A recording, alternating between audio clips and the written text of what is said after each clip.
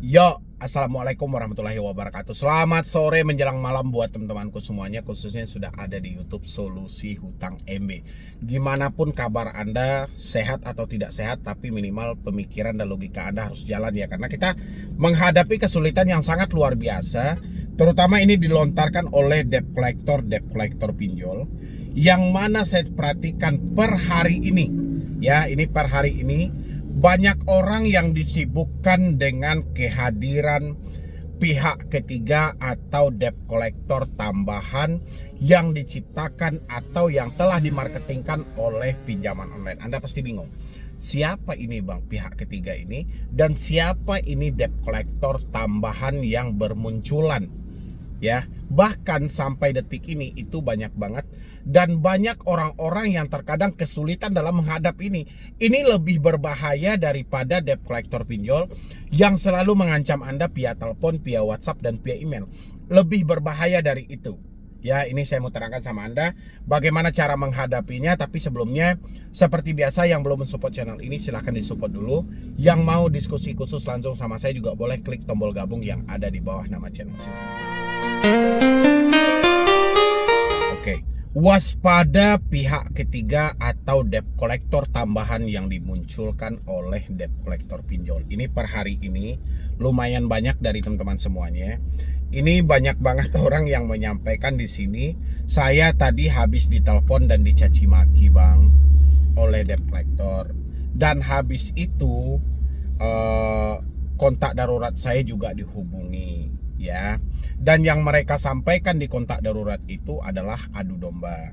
Ada juga tadi yang menyampaikan tiba-tiba kontak darurat yang dia jadikan sebagai kontak darurat itu sahabat dekat dia, sahabat dekat banget gitu loh, yang biasanya seiring sejalan lah tiap hari. Tapi tiba-tiba sahabat dia ini datang ke rumah dia, memaksa dia untuk harus melakukan pembayaran di pinjol itu hari ini juga.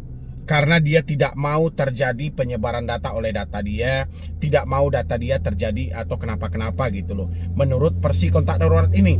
Karena kontak darurat ini diancam oleh debt collector, kalau dia tidak melakukan pembayaran, ini ke kontak darurat, debt collectornya menyampaikan, kalau dia tidak melakukan pembayaran, maka data kontak darurat itu akan disebarkan.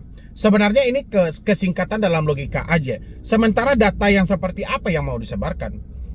Toh pinjol juga tidak mengantongi data selain data si peminjam, ya kan? Pinjol hanya mengantongi karena itu dijadikan sebagai kontak darurat. Ya pinjol cuma tahunya nama dan nomor handphone. Tapi karena hebatnya marketing dari debt collector ini menyampaikan seakan adu domba, debt collector menyampaikan di sana bahwasannya dana yang dipinjam oleh si debetur ini itu kontak darurat yang make. Secara tidak langsung kontak darurat pasti geram banget, kontak darurat pasti kesal banget. Itulah yang terjadi sama curhatan yang masuk pada saya per hari tadi, ya, yang mana ada kontak darurat yang marah-marah sama dia. Memang itu benar-benar kontak darurat dia, yang mana kondar dia ini dihubungi oleh pinjol legal, tapi disampaikan di sana bahwasanya utang yang terjadi sama pinjol itu si kontak darurat ini yang memakai. Itulah yang terjadi, dia marah-marah. Itu yang saya sampaikan, kedatangan pihak ketiga yang tanpa kita sadari itu adalah debt collector tambahan. Itu mau diakui mau tidak, secara tidak langsung kondar yang tadinya mencaci maki, yang sampai ngomongnya pokoknya saya tidak mau tahu, kamu harus menyelesaikan hutang-hutang ini, secara tidak langsung dia telah menjadi debt collector tambahan tanpa harus digaji, tanpa harus bekerja di perusahaan pinjolnya. Ini yang harus saya waspadai, yang saya sampaikan tadi buat teman-teman semuanya. Waspada kemunculan pihak ketiga atau debt collector tambahan yang tanpa Anda duga mereka akan masuk dengan segala sisi. Ya, karena adu domba. Ini pernah terjadi dalam kasus 2020. Ini paling banyak dilakukan oleh debt collector. Kalau dulu itu yang paling gencar melakukan hal-hal seperti ini itu pinjol ilegal. Karena pinjol ilegal tidak mempunyai debt collector lapangan. Dia tidak mempunyai pihak ketiga untuk berkunjung langsung. Tapi yang terjadi per hari ini adalah bukan pinjol ilegal lagi yang melakukan hal itu, tapi pinjol legal Ya, ini menandakan kalau ada pinjol legal yang sempat mengadu domba Anda dengan debt collector, dengan kontak darurat Anda atau kondar Anda, menandakan mereka tidak mempunyai debt collector lapangan. Dan apa yang harus dilakukan kalau kita sudah masuk dalam situasi seperti ini? Kalau panik, saya yakin teman-teman pasti panik semuanya. Kalau malu, pasti malu banget. Kesal, pasti kesal banget. Yang semulanya kita tidak pernah berucap bahwasannya dana ini yang pakai, tapi malah terjadi seperti itu. Ini adu domba, ini memarketingkan. Supaya apa? Supaya pinjol mampu menjangkau Anda yang ada di daerah yang tidak terjangkau oleh debt collector eksternal atau dari FC-FC mereka. Ya, yang harus Anda lakukan kalau posisinya seperti yang curhat tadi, tiba-tiba ada kondar yang meminta dia untuk melakukan pembayaran hari ini juga, cukup Anda sampaikan, pertama mungkin minta maaf dulu ya, karena ini adalah kerabat terdekat kita. Karena ini adalah orang sekitar kita. Kita minta maaf dulu atas ketidaknyamanan ini karena menyangkut nama kita juga. Tapi Anda nggak perlu sandiwara lagi dalam posisi ini. Jadi cukup Anda sampaikan sama kondar Anda yang telah dijadikan debt collector tambahan ini. Kalau dia tidak percaya ya dengan ucapan kita, silahkan minta debt collectornya untuk datang ke rumah kita beserta dianya langsung. Ya, karena mereka tidak akan menerima lagi alasan apapun dari kita. Kemarin saya ada juga menerima, katanya ada teman dia yang ditelepon. Padahal dia tidak menjadikan teman dia ini sebagai kontak darurat. Tapi di dalam sistem pinjol, nama teman dia ini atau nomor teman dia ini terjadi atau dijadikan sebagai kondar. Padahal semulanya nggak ada ini. Ini berarti akal-akalan debt collector aja. Dan sampai teman dia ini yang disampaikan oleh debt collector itu sebagai kontak darurat, itu mengancam orang yang berhutang. Dia menyampaikan kalau kamu tidak melakukan pembayaran hari ini juga, saya masih ditelepon oleh debt collector yang menagih hutang-hutang kamu, saya akan laporkan ke pihak kepolisian dengan pencemaran nama baik.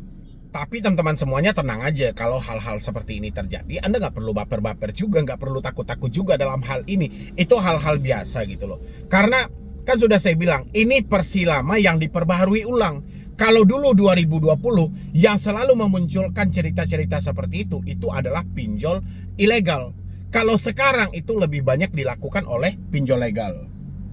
Makanya nanti untuk menghadapi debt collector tambahan ini, teman-teman harus penegasan, harus tegas. Ya, lebih tegas lagi sama mereka. Nggak perlu kita sampaikan, wah itu penipuan, itu drama, itu begana, itu begini. Nggak perlu lagi Anda sampaikan. Cukup Anda sampaikan, oke, mohon maaf atas ketidaknyamanannya. Mulai hari ini kalau masih ada yang menyampaikan hal berikut, tolong, ini saya minta tolong juga, biar saya mampu menjelaskan sama Anda.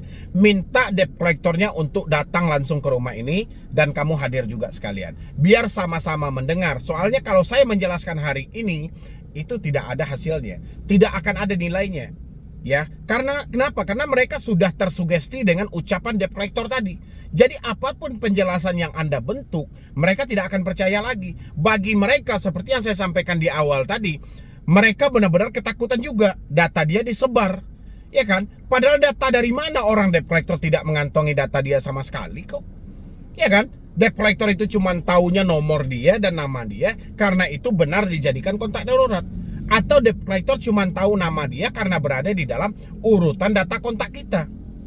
Kan cuma sebatas itu. Tapi karena mereka sudah tersugesti duluan, sudah termakan omongan debt collectornya, sehingga mereka percaya akan terjadi penyebaran data seperti itu. Dan inilah yang harus teman-teman atasi. Jangan sampai Anda terlalu baper juga. Jadi daripada Anda sibuk-sibuk memikirkan, ada debt collector yang datang bang, ada debt collector yang datang bang.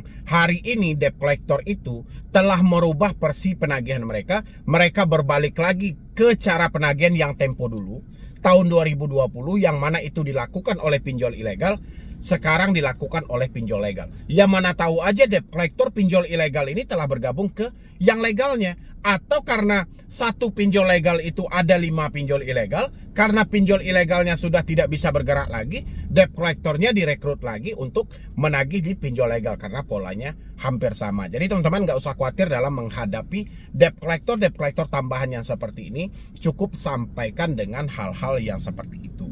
Ya, ini karena banyak loh yang curhat-curhat sama saya. Ini gimana nih bang cara menghadapinya? Karena ini mereka menyampaikan bahwa saya menjadikan nomor dia itu sebagai kontak darurat, padahal nggak ada, Bang. Dan habis itu debt collector menyampaikan bahwasanya yang memakai duit itu kontak darurat saya, padahal saya nggak pernah cerita sama debt collector seperti itu. Ya itulah yang disebut dengan adu domba. Makanya cara menghadapinya ya seperti tadi. Ketika mereka berbalik, misalnya mereka sampai ada cerita, wah kami akan laporkan ini pencemaran nama baik, sampaikan ya sudah. Kalau memang itu yang terbaik, kamu laporkan aja.